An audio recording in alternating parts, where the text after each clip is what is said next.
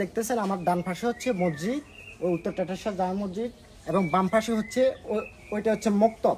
এই মক্তবকে কেন্দ্র করে ওই ভিকটিম মামলাটা করে। আমি নাকি এই মক্তবের ভিতরে তাকে বারবার এই দর্শন করি এবং কি তারপর সে গর্ভবতী হয়ে যায়। আমি মুজাফফর আহমেদ, আলোচিত ফেনীর যে মামলাটি আলোচনায় এসেছে সম্প্রতি, সেই সেই মামলার আমি উদ্দেশ্য প্রণোদিত ব্যক্তি এবং ভুক্তভোগী।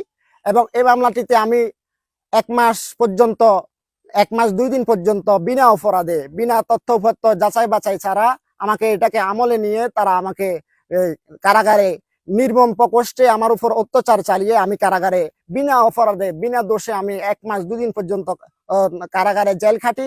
এবং কি তারপর আমার দেশবাসীর কাছে, আমার সমাজবাসী, আমার বন্ধু বান্ধব, আমার আত্মীয় স্বজন সবাই আমার এগেনিস্টে চলে যায় এবং এটাকে মেয়ের কথা ইস্যু প্রাধান্য দিয়ে আমার বিরুদ্ধে সবাই প্রোপাগান্ডা চড়ায় এবং সর্বোচ্চভাবে আমাকে হেয় প্রতিপূর্ণ করে সমাজ এবং দেশের কাছে।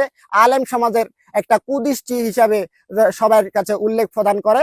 এবং হচ্ছে আমি এই জন্য আমি জায়গা জমিন হারাই এবং কি আমার চাকরি চলে যায় এবং কি আমি আজ পর্যন্ত আমি বেকার অবস্থায় আছি এবং কি এটার জন্য আজ পর্যন্ত আমাকে কেউ বিশ্বাস করতে চায় না। শেষমেশ এই এতগুলো আমার অপূরণীয় ক্ষতি, যেটা আমি একেবারে নিঃস্ব অবস্থায় আছি এখন, এই নিঃস্ব হয়ে যাওয়া অবস্থায় এই দেশ এবং জাতি কি এটার আমার কি ক্ষতিপূরণ দিতে পারবে, কয়টা দিতে পারবে? আমার সর্বহারা হয়ে আছি।